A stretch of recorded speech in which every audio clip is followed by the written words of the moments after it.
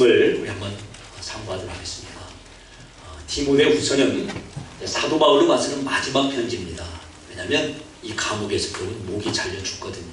사도 바울이 감옥에 2번 갇히게 됩니다. 근데 한 번은 나오게 돼요. 그래서 다시 나온 다음에 복음을 증거하고 또 다시 잡혀가서 이제 목이 잘려지게 되는데 이제 바로 그 순간이 디모데후서입니다. 그러니까 사도 바울로 봐서는 디모데후서가 쓰여지고 더 이상 글이 없다, 서신이 없다 할 정도로 사실은 그와 같은 장면입니다. 그러니 예수님을 증거하다가 사실은 사도 바울은 우리를 보면 서울대 나왔죠.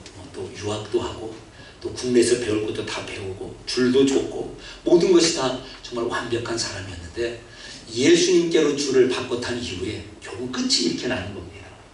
자, 그렇게 되자 사도 바울과 같이 있던 많은 사람들이 실망을 하게 됩니다. 그리고 또한 두려움도 갖게 되죠. 왜요? 사도 바울같이 예수님 따라갔다가 적골나면 어떡하나? 나도 잡혀가면 어떡하지?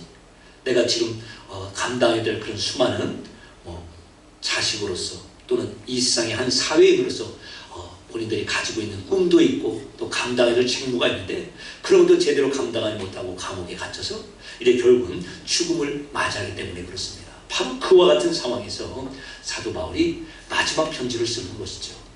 그러니까 우리에게는 사도 바울의 유언과 같은 그런 내용이 들어있습니다. 자, 먼저 2장 1절 말씀을 보겠습니다.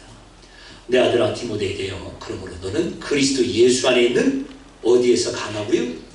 예, 참 여기가 중요합니다. 많은 목회자분들이 저를 비롯해서 많은 목사님들이 어떻게 하면 우리 성도님들을 강하게 정말 그리스도의 아주 특수부대처럼 그렇게 할 수가 있을까? 여러분도 다 그런 마음이 있을 것입니다. 우리 세론들이, 우리 목장이 또 교회학교 같으면 우리가 맡고 있는 그런 학생들이 정말 강한 군사가 되기를 원합니다. 그래서 강한 군사가 되려면 착착착 무엇인가를 주고 이대로 해야 돼. 이걸 지키고 따라와야 돼. 사실은 그게 세상적인 방법인데 하나님은 그렇게 우리를 강하게 만들지 않습니다. 어디 안에서 강하게 만드셔요? 예. 규율을 놓고 이거 하고 하면은 영적인 근육이 생기고 힘이 날 것 같은데 오히려 그렇게 되면은 하지 못하는 나 자신을 발견하고 좌절하고 오히려 약해진다는 것입니다. 그래서 우리는 하나님께서 은혜 가운데 우리를 세우십니다. 어디 가운데 세우셔요? 예. 법 가운데 우리를 세우지 않습니다. 법은 너 이거 해야 돼, 이거 해야 돼. 못하면 알아서 해. 못하면 큰일 나. 또 잘못하면 이거 못 지키면 또 구원까지도 어떻게 될지 몰라. 그게 바로 법입니다. 법은 지켜야 되잖아요. 지키면 상 받고 못 지키면 이제 벌을 받는 것이죠. 그래서 많은 사람들은 자녀들을 키울 때도 여러 가지 이게 규칙을 정해놓고 이거 해야 돼. 그러면 그거 하다가 보면은 강해지고 그리고요 원하는 자리까지 갈 것 같은 그런 생각을 합니다. 모르겠어요. 세상적인 방법에서 이렇게 통할지 모르겠지만 하나님은 우리를 그와 같이 법으로 1, 2, 3, 4를 정해놓고 이거 해 저거 해 이렇게 우리를 부르지 않습니다. 은혜 가운데 우리를 부르십니다. 그래서 은혜 안에 우리를 강하게 하라는 거죠. 은혜가 무엇이죠? 하나님이 나를 위해 하신 것, 그게 바로 은혜입니다. 그래서 우리는 하나님이 나를 위해서 어떤 일을 하셨는가를 더 많이 알면 알수록 하나님께서 나를 위해 행하신 그 일이 무엇인가를 더 많이 알고 배우고 그리고 그 안에 서면 설수록 우리는 더 강하게 됩니다. 왜 그렇죠? 담대함이 있으니까. 그렇잖아요. 하나님께서 구원을 내가 한 어떤 선한 행위의 결과로 나에게 구원을 주신다면 얼마나 불안하겠습니까? 지금 맞는 거야? 이 정도 하면 되는 거야? 하나님께서 아니라면 어떡하지? 그럴 텐데 하나님께서 내가 다 했어. 아무런 걱정하지 마. 내가 예수님 안에서 완벽하게 다 했어. 시작에서 완성까지. 너는 그냥 같이 따라만 오면 돼. 예, 바로 그런 자리에 우리가 와 있습니다. 제가 만약에 우리 윤 장모님 차를 모는데 보험이 윤 장모님 앞으로 되어 있어요. 그러면 차를 모는데 걱정이 될까요? 안 될까요? 여러분 어때요? 남의 차 몰면 걱정이 돼야 안 돼요? 여러분 지금까지 차 운전하시면서 사고 난 적 있어요? 저는 제 주변에 사고 난 걸 거의 보지 못했습니다. TV에서 이런 사고 저런 사고 난다고 하는데 그래도 실제적으로 우리 주변에서 저도 그렇고 차 사고 해가지고 거의 어떤 일 했다는 것을 거의 보지 못했습니다. 가지껏 금연하면 되지. 그럼에도 불구하고 참 불안합니다. 왜요? 보험이 안 들어졌기 때문에. 하나님께서 은혜라고 하는 엄청난 보험을 우리에게 주셨습니다. 보험이 한 5억 정도 들어졌으면 뭐 아파도 걱정될 게 뭐 있어요? 아무리 아프다고 5억 원 이상 나오겠어요? 아니면 50억 정도 보험이 커버를 한다면 뭔 걱정을 하겠습니까? 지금 우리가 그 자리에 와 있는 게 바로 은혜라고 하는 겁니다. 여러분, 걱정되고 누군가가 그 정도 믿어가고 되겠습니까? 그 누군가가 사탄이 될 수가 있어요. 사탄이 우리 양심을 통해서 야, 잘한다 그 정도 해가지고 잘하겠다 그럴 때마다, 그래서 예수님께서 나를 위해 모든 걸 하신 겁니다. 그래서 사람으로는 할 수 없을 때 하나님께로는 다 하시는 겁니다. 우리는 이것을 은혜라고 하는 겁니다. 우리가 지금 이 자리에 와 있다는 거예요. 그래서 다른 건 몰라도 분명하게 확인할 내용이 있습니다. 우리가 서 있는 곳이 어디예요? 은혜입니다. 그리고 은혜 안에서 우리는 강해질 수 있습니다. 우리가 믿음으로 고백합니다. 은혜 안에서 우리는 강해질 수 있습니다. 믿는 구석이 있거든요. 보험이 있거든요. 한번 넘어져도 아무것도 아닙니다. 다시 일으킬 수가 있고, 그리고 우리가 한 번 넘어지고 두 번 넘어진다고 해서 우리에게 허락된 상속권이 취소되지 않는다는 겁니다. 얼마나 든든합니까? 그러니까 내 마음대로 살자, 뭐 그럴 수도 있어요. 철이 없으면 그러겠죠. 그러나 은혜 아래서 우리 부모님이 나를 위하여 어떤 희생과 고생을 하시는지, 하나님께서 아무것도 할 수 없는 나를 위해서 어떤 희생, 예수님을 어떻게까지 정말 낮추시고 죽이셨는지를 우리가 알면 알수록 막 살 수가 없죠. 그 은혜가 우리를 든든하게도 하고 잘하게도 하고 또 그리고 강하게도 하는 겁니다. 그래서 힘들고 어려우실 때마다 꼭 기억하십시오. 하나님께서 나를 위해 어떤 일을 하셨는가. 내가 좌절되고 정말 절망스럽고 답이 없어 보이는 그때마다 이렇게 선언하는 겁니다. 그래서 예수님이 오셨지요. 그래서 하나님께서 하시는 것이죠. 그래서 전적인 은혜지요 라고 말입니다. 다시 한번 어디 안에서 강하자고요? 예. 그래서 우리도 그렇게 하나님의 은혜 안에서 강한 자로 지금 양육받고 있고, 우리 또한 누구를 보든지 간에 그래서 그 은혜를 베푸는 자가 되어야 됩니다. 어떤 분이 나를 볼 때마다, 저를 볼 때마다 도망가고 싶고 피하고 싶고 마치 뾰족한 면도나비에 선 것처럼 아슬아슬하게 저를 대하게 된다면 제가 잘못하는 거지요. 아닙니다. 저도 하나님 은혜 가운데 여기까지 이렇게 왔고 여러분도 그렇게 가시면 될 겁니다. 그래서 가장 중요한 유언과 같은데요, 사도 바울이 지금 전합니다. 은혜 안에 있으면 강해져. 하나님께서 너를 위하여, 우리를 위하여 행하신 그거에 매일매일 초점을 맞추라는 것입니다. 그럼 우리 모두가 되시길 주님의 이름으로 축원합니다. 자, 그리고 이제 두 번째 내용입니다. 오늘 제목이 여러분 무엇인 줄 알아요? 오늘 제목이 무엇이죠? 그 제목은 알고 해야죠. 영적 재생산입니다. 여러분, 재생산이 뭐예요? 재생산, 아이 낳는 거예요. 생산해내는 것이 바로 재생산입니다. 그러니까 사람이 아이를 낳았을 때 뭐 재생산했다고는 않지만, 자, 그렇게 표현을 하는 겁니다. 지금. 그래서 지금 아주 놀라운 영적인 재생산에 이제 이렇게 족보를 이렇게 설명하고 있습니다. 자, 먼저 너가가 디모데죠. 너가 많은 증인 앞에서 누구에게 들었어요? 나라고 하는 바울에게 들었습니다. 내게 들었습니다. 그것을 너가 충성된 사람들에게 또한 부탁하고 맡기고 가르치라는 겁니다. 그랬더니 그 사람들이 또 다른 사람들을 가르쳐 세워내겠다는 겁니다. 사도 바울이 디모데에게, 그리고 이제 디모데가 와서 충성된 사람을 간추려야 됩니다. 예.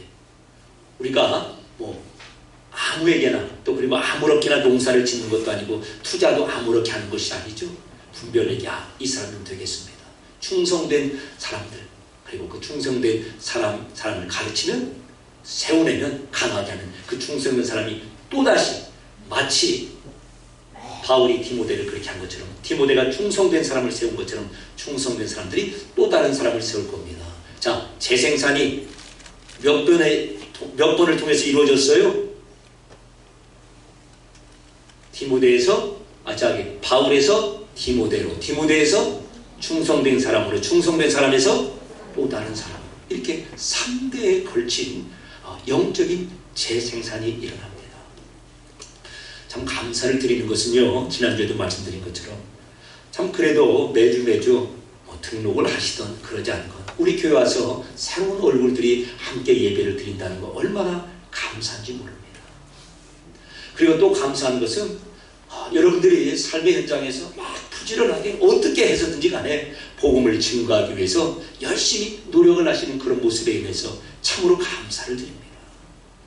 이런 우리들의 하나님께로부터 받은 복음의 증인된 삶을 다하는 이 모습들이 분명히 영적인 재생산을 만들어냅니다. 자, 그래서 저 또한 여러분에게 정말 모든 것을 다 위임하려고 하고 있습니다. 만약에 어떤 분이 목사님 저도 한번 설교 한번 해보겠습니다.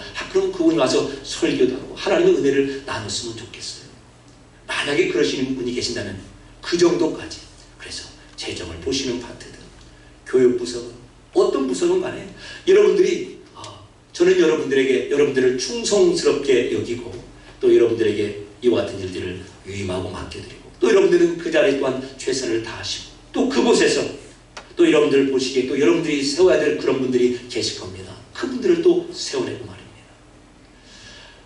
요즘 우리 교회 찬양팀들이 아주 많이 늘었죠.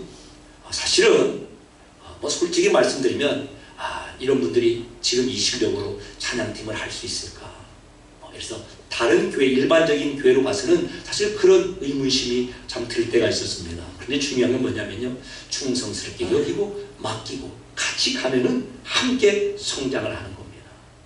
지금까지는 이만큼 성장하시고 앞으로 더 많이 그렇게 될 줄 압니다.